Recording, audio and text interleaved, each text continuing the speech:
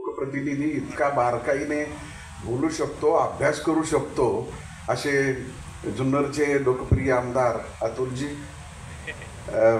ज्यांच्या निमंत्रणाने आपण इथं आलेलो आहे, ज्यांनी आयुष्य खरोखरच शेतीसाठी वाहून घेतल्यामुळे जीवन साधना आणि हे जे आपण प्रवेश केल्यापासून इथपर्यंत येईपर्यंत जे जे पाहिलं ते मेहर तात्या आणि त्यांचे सर्व पाटे आणि त्यांचे सगळी टीम या ठिकाणी उपस्थित आहे. आमचे दुर्गाडे सर आहेत, यांनी सुद्धा खूप अभ्यासपूर्ण भाषण इथं केलेलं आहे. साखर कारखान्याचे विघ्नहरचे पदाधिकारी सर्व व्यासपीठावरील रॉय साहेब, त्यांचे हिरेमठ साहेब, या कृषी उद्यान केंद्राचे सायंटिस्ट आणि आपण सर्वजण. खरं तर या जुन्नरच्या मातीतच एक वेगळा गुण आहे, कारण इथं छत्रपती शिवाजी महाराज जन्मले.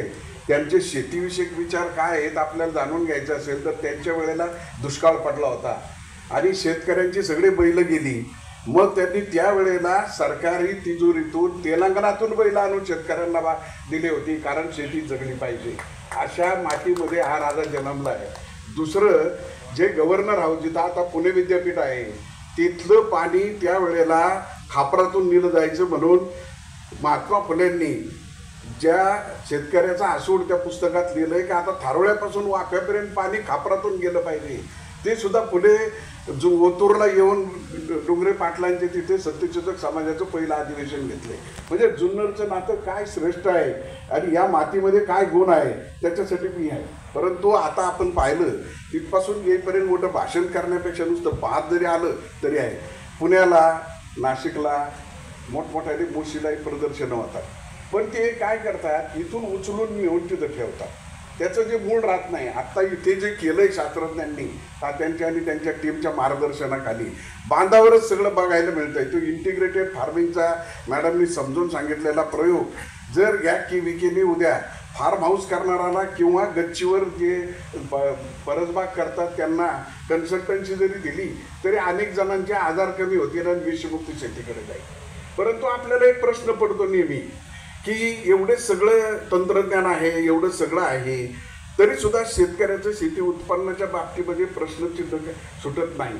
आणि म्हणून आता रॉय साहेबांनी, हिरेमठ साहेबांनी आणि काही जणांनी आपल्या काही शेतकऱ्यांचा ज्यांचा सत्कार केला, त्यांनी नैसर्गिक शेतीकडे म्हणजे ऑर्गॅनिक फार्मिंगकडे गेले. परंतु आपल्या आसपासच्या देशामध्ये काही जे प्रयोग चाललेले आहेत त्यातला एक देश यशस्वी झालेला जो आता अतुलजींनी भूतानसारखा आहे, ते नैसर्गिक जगतात म्हणून ते आनंदी आहे.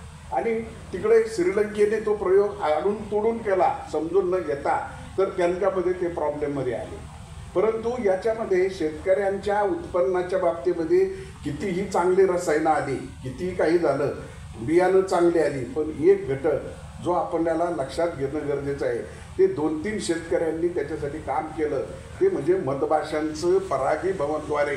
परागीभवन जोपर्यंत होत नाही, जगभराच्या सगळ्या शास्त्रज्ञांनी याच्यावर प्रयोग केलेत आणि जर तिथे मधमाशांचं अस्तित्व असेल तर तिथे 1.5 पटी उत्पन्न होतं. एका झाडाला 100 फळं येत असतील तर तिथं 150 यायला लागतात.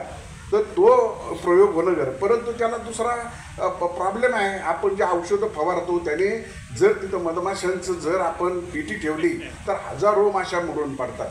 त्यामुळे आम्ही यशवंतराव चव्हाण महाराष्ट्र मुक्त विद्यापीठ ही एकमेव अकृषी विद्यापीठ आहे की ज्याच्याकडे किविके आहे. आम्ही महाराष्ट्रातली अशी काही 100 गावं निवडणार आहोत की विद्यापीठाच्या खर्चानं आम्ही तेथे मधमाशांची गावं निर्माण करणार आहोत. त्यामध्ये तात्या तुमचंही आम्हाला सहकार्य लागेल. आपल्या भागातही 10 गावं करण्याचा सगळा खर्च यशवंतराव चव्हाण महाराष्ट्र मुक्त विद्यापीठ करेल. दुसरा एक महत्त्वाचा जो शेतीच्या संदर्भातला मुद्दा आहे तो म्हणजे आता किती आंब्याचे आपण सांगितलं की इथे आमच्याकडे 8,000 झाडं आहेत आमच्या आवारामध्ये. पण मी आमच्या यांना सांगितलं की असं करायच्या ऐवजी आपण एक करू की उत्तर भारतामध्ये आणि जपानमध्ये असणारी तो नितीन भारद्वाज जे भाजपचे खासदार होते, ते कृष्णाचा रोल केला.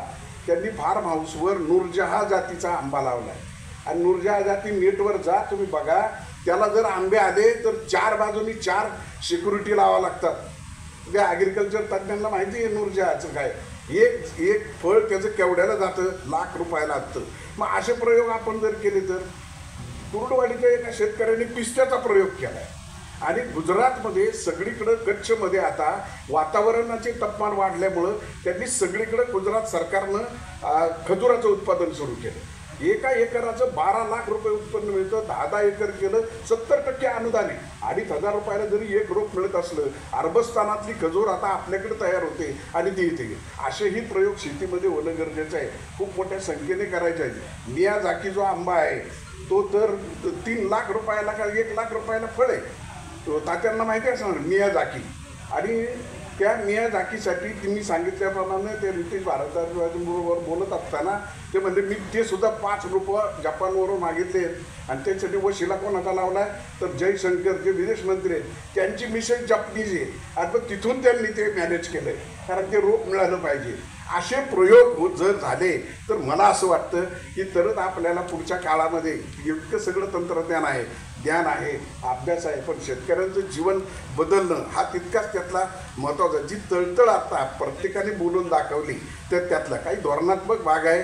ती 2 धोरणं आहेत. एक म्हणजे सरकारची धोरणं आहेत ज्याच्यामुळे शेतकऱ्यांना फटका बसतो आणि दुसरं नैसर्गिक जे आपल्या कोणाच्या हातात नाही.